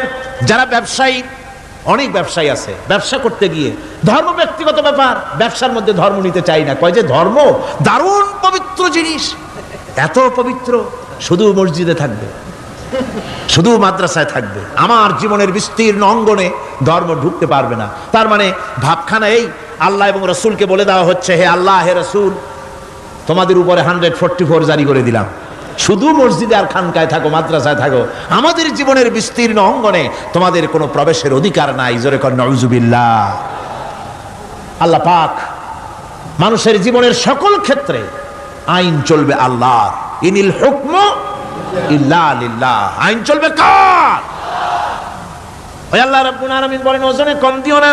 ওয়াউফুল কাইলা ইযা কিলতুম ওয়াজনু বিল কিসতাসিল মুস্তাকিম। মেপে যখন কোনো জিনিস দিবে পরিমাপে কম দিবে না, ওজন করে যখন দিবে ওজনেও কম দিবে না। আল্লাহ পাক কোরআনে কারীমের মধ্যে সুন্দর করে সব কথা বলে দিলেন। ওজনে কম করো না, পরিমাপে কম করো না, সঠিকভাবে এটাকে দিও। ইয়াতীমের মাল সম্পর্কে কোরআন বলছে, ওয়ালা তাকরাবু মালাল ইয়াতীমি ইল্লা বিল্লাতী হিয়া আহসান। এতিমের মাল ভক্ষণ করা তো দূরের কথা, এর নিকটবর্তী হয় না। তবে হ্যাঁ, এতিম বয়সপ্রাপ্ত হওয়া পর্যন্ত যদি আমানত রাখো সেটা ভিন্ন কথা, কিন্তু এতিমের মালকে ভক্ষণ করো না অবৈধভাবে। এতিমের মালের সুরক্ষার জন্য আল্লাহ পাক বলে দিলেন। অশ্লীলতা সম্পর্কে, আজকে সমাজে অশ্লীলতা চলছে, বেহায়ামি, নগ্নতা চলছে, এ সম্পর্কে আল্লাহ পাক বলছেন, কুল ইন্নামা হারামা রাব্বিয়াল ফাওয়াহিশা মা যাহারা মিনহা ওয়া মা বাতান। আল্লাহ পাক বলেন, হে নবী, আপনি বলে দেন, আমার প্রভু নিঃসন্দেহে প্রকাশ্য এবং অপ্রকাশ্য সব রকমের নির্লজ্জতা এবং পাপাচারকে নিষিদ্ধ ঘোষণা করেছেন, হারাম করে দিয়েছেন। প্রকাশ্য এবং অপ্রকাশ্য সব রকমের পাপাচারকে, নির্লজ্জতাকে আল্লাহ পাক নিষেধ করেছেন। আজকে আমাদের দেশের টেলিভিশনে যে সমস্ত নির্লজ্জ বিজ্ঞাপন দেওয়া হয়, নারী দেহের যে সৌন্দর্য প্রদর্শনী করা হয়, এ কি কোনো মুসলমান দেশের করা উচিত? কোন মুসলমানদের জন্য এটা কি বৈধ? আজ নির্লজ্জতা, বেহায়ামি ছড়িয়ে পড়ছে চতুর্দিকে। আল্লাহ পাক নিষেধ করছেন, হারাম করে দিয়েছেন। প্রকাশ্য অপ্রকাশ্য সব রকমের নির্লজ্জতা আল্লাহ পাক হারাম করেছেন। সুতরাং আল্লাহ পাক বলছেন, আমি সুদকে হারাম করেছি, ব্যবসাকে করেছি হালাল। এই সুদ থেকে যদি না ফেরো, ফাইন লাম তাফআলু ফাযানু বিহারবিন মিনাল্লাহি ওয়া রাসূলি। আল্লাহ রাব্বুল আলামিন বলেন, যদি এই সুদ থেকে না ফেরো, যদি এই সুদ থেকে বিরত না থাকো, তাহলে আমি আল্লাহ এবং আমার রাসূলের পক্ষ থেকে যুদ্ধের ঘোষণা রইল। পারবেন? আল্লাহ রাসূলের সাথে যুদ্ধ করতে পারবেন? নাউযুবিল্লাহি মিন যালিকা। কি মানুষের পক্ষে সম্ভব? সুদ সম্পর্কে আল্লাহ ঘোষণা করলেন কোরআনে কারীমের মধ্যে। এবার ধনী এবং গরিব সম্পর্কে, ধনী আর গরিবের ভিতরে সম্পর্কটা কেমন হবে আল্লাহ পাক কোরআনে কারীমের মধ্যে বলে দিলেন, ওয়া ফি আমওয়ালিহিম হাক্কুল লিসাইলি ওয়াল মাহরুম। আল্লাহ রাব্বুল আলামিন বলছেন, ও ধনীরা, তোমাদের সম্পদের ভেতরে গরিবদের অধিকার আছে, সে অধিকার আদায় করে দাও। একথা বলা হলো না গরিবরা তোমাদের করুণার পাত্র, দয়া করে তাদের কিছু দাও, একথা আল্লাহ বলেন নাই। বললেন ধনীরা শুনে রাখো, তোমাদের সম্পদে গরিবদের অধিকার আছে, অধিকার, এই অধিকার তাদের ফিরিয়ে দাও। এরপরে আল্লাহ পাক বললেন, কাইলা ইয়াকুনা দুলাতাম বাইনাল আগনিয়াই মিনকুম, তোমাদের সম্পদগুলি যেন তোমাদের ধনশালী লোকদের হাতে যেন পুঞ্জীভূত না হয়ে যায়। দেশের সমস্ত সম্পদ গুটি কতক লোকের হাতে যেন পুঞ্জীভূত না হয়, বরং তার যাকাত, ফিতরা, সাদকা, এককালীন দান ইত্যাদির মাধ্যমে জনগণের কাছে যেন তা পৌঁছে যায়, এক জায়গায় যেন পুঞ্জীভূত হয়ে না থাকে। এভাবে করে আল্লাহ পাক মানুষের জীবনের সাথে সম্পৃক্ত কথাগুলি বলছেন। রাষ্ট্র ব্যবস্থা সম্পর্কে বলছেন, ওয়া আমরুহুম শুরা বাইনাহুম, রাষ্ট্র পরিচালনা করতে গিয়ে তাদের সাথে পরামর্শ ভিত্তিক রাষ্ট্র চালাও, স্বৈরাচার হয়ে ক্ষমতায় বসে থেকো না, ইচ্ছে মাফিক দেশ চালায়ও না, ডিক্টেটর হয়েও না, পরামর্শ ভিত্তিক দেশ পরিচালনা করো। এভাবে করে আল্লাহ রাব্বুল আলামিন রাষ্ট্রপ্রধানকে বললেন, ওয়াসাবিরুহুম ফিল আমর, প্রত্যেকটি ব্যাপারে, রাষ্ট্রের সব ব্যাপারে তাদের সঙ্গে পরামর্শ করে নাও, পরামর্শ সবার সঙ্গে পরামর্শ করে পরামর্শের ভিত্তিতে কাজ করো, এমনি স্বৈরাচার হিসাবে কাজ করো না। কোরআন প্রবর্তিত সমাজ সকল নাগরিকের মৌলিক অধিকারের গ্যারান্টি দিয়েছে, জোরে কোন সুবহানাল্লাহ। এখন আমি যে কথাগুলি বলবো, এই কথাগুলি শুধু মুসলমানদের জন্য নয়, হিন্দু, মুসলমান, খ্রিস্টান, বৌদ্ধ, নারী, পুরুষ, সাদা, কালো, বর্ণ, ভাষা, দল, মত নির্বিশেষে সমস্ত মানুষের জন্য নাগরিক অধিকারের গ্যারান্টি দিচ্ছে কে? আল্লাহ পাক। যারা বলেন কে দিচ্ছেন? আল্লাহ পাক। আল্লাহ পাক জীবনের নিরাপত্তা দিচ্ছেন। কোরআনের আইন যদি চালু হয়, নাগরিকদের জীবনের নিরাপত্তা লাভ হবে, জোরে কোন সুবহানাল্লাহ। কিভাবে হবে? আল্লাহ রাব্বুল আলামিন বলেন, ওয়ালা তাকতুলুন নাফসাল্লাতী হারামাল্লাহু ইল্লা বিল হক। আল্লাহ পাক বলছেন, যে জীবনকে আল্লাহ হারাম সম্মানই করেছেন, ন্যায় ব্যতীত তাকে খবরদার হত্যা করো না। মানুষকে হত্যা করো না, খবরদার হত্যা করো না। আল্লাহ পাক হত্যা নিষিদ্ধ ঘোষণা করে দিলেন, আর বললেন, মান কাতালা নাফসান বিগাইরি নাফসিন আও ফাসাদিন ফাকান্নামা কাতালান নাস জামিআ। কেউ যদি কোন নরহত্যা এবং বিপর্যয় সৃষ্টি করে, কোন অপরাধ ছাড়া যদি কেউ কোন নির্দিষ্ট অভিযোগ, তাকে হত্যার শাস্তি দেওয়া যায় কোরআন অনুযায়ী, এরকম ছাড়া যদি অন্যায়ভাবে কেউ কাউকে হত্যা করে, তাহলে একটা লোক হত্যা করা নয়, একটা মানুষ হত্যা করার অর্থ হলো গোটা বিশ্বের সমস্ত মানুষকে হত্যা করা। কে বলছেন এ কথা? আল্লাহ পাক বলছেন। আর একটা মানুষকে যদি বাঁচায় দেওয়া যায়, তাহলে সে যেন গোটা পৃথিবীর সমস্ত মানুষকে বাঁচায় দিল। এ কথা কে বললেন? আল্লাহ সুবহানাহু ওয়া তাআলা বলেছেন। এরপরে নরহত্যা যারা করবে তাদের জন্য রয়েছে শাস্তি। কি শাস্তি? আল্লাহ পাক বলছেন, ওমাইয়াকতুল মুমিনাম মুতাআম্মিদান ফাজাযাউহু জাহান্নামু খালিদান ফিহা وغضب الله ولعنه وأعد له عذابا عظيما। আল্লাহ পাক বলছেন, ওমান ইয়াকতুল মুমিনান মুতাআম্মিদান, যে ব্যক্তি কোনো মুমিনকে ইচ্ছে করে হত্যা করলো, ফাজাযাউহু জাহান্নাম, তার শাস্তি কি? যারা বলেন শাস্তি কি? খালিদ, সেই জাহান্নামে চিরকাল তাকে থাকতে হবে। ওয়া গাদিবাল্লাহ ওয়া লানাহু, আর তার উপরে আল্লাহর গজব, আল্লাহর লানত, চিরকাল এই শাস্তি তাকে জাহান্নামে ভোগ করতে হবে। এই কথাগুলি না জানার কারণেই আজকে কলেজ বিশ্ববিদ্যালয়গুলিতে মানুষ হত্যা চলছে, পাখি হত্যার মতোই। সুতরাং আল্লাহর এই বিচারের কথা কোরআন থেকে যারা জানে, তারা সন্ত্রাস করে না।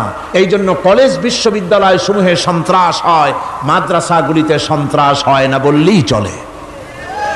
কথা কি ঠিক বললাম না বাড়ায় বললাম? সন্ত্রাসের কারণে টাইটেল মাদ্রাসা বন্ধ হয়েছে কয়টা বাংলাদেশে? ফাজেল মাদ্রাসা কয়টা? দাখিল কয়টা? ইল্লা মাশাআল্লাহ দুই একটা হতে পারে কোথাও, কিন্তু তা হয় না। কারণ মাদ্রাসায় এই সব কথা পড়ানো হয় যা আমি বললাম। কোরআন থেকে যে কথাগুলি বললাম এগুলি কোথায় পড়ানো হয়? আজকে যদি কলেজ বিশ্ববিদ্যালয় সমূহে কোরআন পড়ানো হতো, তাফসীর পড়ানো হতো, তাহলে বিশ্ববিদ্যালয় থেকে রবীন্দ্রনাথ আর সূর্য সেনের পা চাটা গোলামেরা বের হতো না, শহীদ তিতুমির বেরিয়ে আসতো, টিপু সুলতান বেরিয়ে আসতো, সালাউদ্দিন আইয়ুবী বেরিয়ে আসতো। দুর্ভাগ্যজনক আজ কলেজ বিশ্ববিদ্যালয়গুলিতে আল্লাহর কোরআন পড়ানো হয় না বলে আমাদের পাঠানো সোনার টুকরা ছেলেগুলি কয়লার টুকরা হয়ে ফিরে আসতেছে। বন্ধুগণ, জীবনের নিরাপত্তা দিচ্ছেন আল্লাহ পাক। কোরআনের আইন চালু হলে মানুষকে হত্যা করা হবে না, কেউ কাউকে মারতে পারবে না, মারলে তাকেও নিহত হত্যা করা অবশ্যই হবে। সম্পদের নিরাপত্তা দিচ্ছেন আল্লাহ, গ্যারান্টি। হিন্দু হোক মুসলমান হোক সকলের সম্পদের গ্যারান্টি মিলবে, কেউ কারো সম্পদকে হরণ করবে না, গসব করবে না। কোরআন বলছে ওয়ালা তাকুলু আমওয়ালাকুম বাইনাকুম বিল বাতিল, পরস্পরের সম্পদকে অবৈধভাবে ভক্ষণ করো না। সম্মানের নিরাপত্তা হচ্ছে ইসলামী সমাজ চালু হয়ে গেলে আল্লাহ রাব্বুল আলামিন সম্মানের নিরাপত্তা দিবেন প্রত্যেক নাগরিকের। আল্লাহ পাক বলছেন ইয়া আইয়ুহাল্লাযীনা আমানু লা ইয়াসখার কওমুম মিন কওমিন, হে বিশ্বাসীরা তোমরা এক গোত্র আর এক গোত্রকে ঠাট্টা করো না। চাষিরা তাঁতিদেরকে গালি দিও না, তাঁতিরা চাষিদেরকে জেলেদেরকে গালি দিও না। এক গোত্র আর এক গোত্রকে ঠাট্টা করো না, বিদ্রুপ করো না। ওয়ালা তালমিজু আনফুসাকুম ওয়ালা তানাবাজু বিল আলকাব, একে অপরের দোষ গেয়ে বেরিও না, একে অপরকে খারাপ নামে ডেকো না, একে অপরের কুচ্ছা রটনা করো না। আল্লাহ নিষেধ করেছেন। ইসলামী সমাজ হলে পরে মানুষ সব দিক থেকেই নিরাপত্তা পাবে, গ্যারান্টি পাবে, ব্যক্তি স্বাতন্ত্র্যের প্রাইভেসির নিরাপত্তা পাবে। কারো ঘরের মধ্যে কেউ হঠাৎ করে ঢুকবে না, অর্ডার নিয়ে ঢুকতে হবে, পারমিশন নিয়ে ঢুকতে হবে। আল্লাহ পাক বলেছেন লা তাদখুলু বুয়ুতান গায়রা বুয়ুতিকুম হাত্তা তাস্তানিসু ওয়া তুসাল্লিমু আলা আহলিহা, অন্যের ঘরের মধ্যে পারমিশন ব্যতি রেখে প্রবেশ করো না। আগে সালাম দাও, পারমিশন নাও, তারপরে ঢোকো। যদি জবাব না আসে চলে যাও, বেরিয়ে যাও, এটা তোমার জন্য কল্যাণকর হবে। তারপরে ইচ্ছে মতো ধর্ম পালনের নিরাপত্তা পাওয়া যায়।